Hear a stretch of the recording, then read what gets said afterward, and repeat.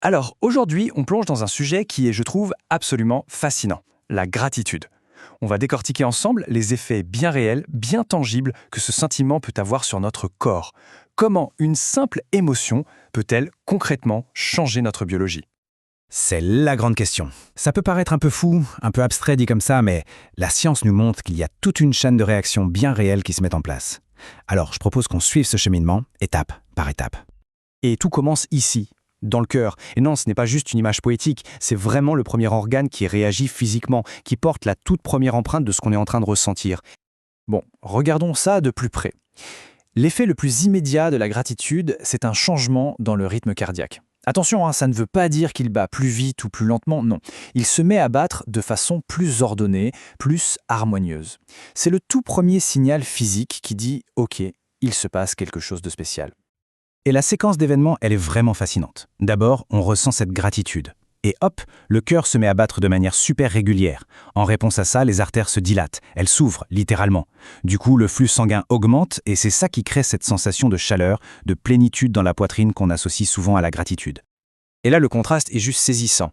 À l'opposé, si on prend des émotions comme le ressentiment ou l'impatience, eh bien c'est tout l'inverse. Le rythme cardiaque devient chaotique et les artères se contractent. C'est une signature physique complètement différente qui amène des sensations de stress, de manque. La gratitude a donc un effet biologique vraiment unique et bénéfique. Bon, mais ça ne s'arrête pas là. Cette nouvelle énergie physique qui est générée par le cœur, elle ne reste pas juste là. Non, elle entame un véritable voyage et elle envoie un signal très puissant vers un autre organe clé, le cerveau. Cette citation, elle dit tout.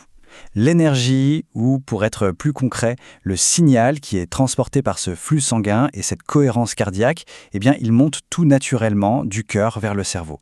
C'est un vrai transfert d'informations biologiques. Pour se représenter la chose, l'image du grand drap qu'on secoue est parfaite. Imaginez cette onde qui part du cœur, une vague d'énergie cohérente qui se propage de manière super ordonnée jusqu'à influencer le fonctionnement même du cerveau.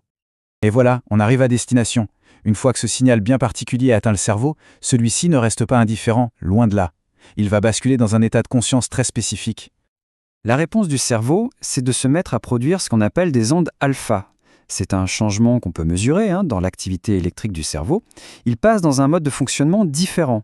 Et c'est directement déclenché par le signal qui vient du cœur. Alors, les ondes alpha, c'est quoi au juste? En gros, c'est un état de relaxation mais où l'on reste éveillé. On ne dort pas, on est juste calme, créatif et très réceptif. Et c'est justement dans cet état que notre capacité d'imagination, de visualisation est la plus forte. La gratitude nous ouvre littéralement la porte de notre propre esprit créatif. D'accord, c'est bien beau toute cette science, mais concrètement, on en fait quoi? Eh bien, cette compréhension de notre biologie, elle nous donne accès à une technique qui peut être vraiment puissante pour initier un changement personnel. Et voilà l'idée clé. Et elle est assez révolutionnaire. Il ne s'agit pas seulement d'être reconnaissant pour ce qu'on a eu ou ce qu'on a. La technique, c'est de ressentir activement de la gratitude pour un événement futur qu'on désire, comme si c'était déjà arrivé. La méthode est donc en deux temps. D'abord, on ancre ce sentiment en étant reconnaissant pour ce qu'on a déjà. Ensuite, on utilise ce même état émotionnel et biologique pour l'appliquer à un futur qu'on veut créer. C'est la combinaison des deux qui, d'après les recherches, produit ces changements biologiques profonds. Donc, s'il y a une chose à retenir, c'est celle-ci. La gratitude, ce n'est pas juste un sentiment agréable et passif. C'est une compétence.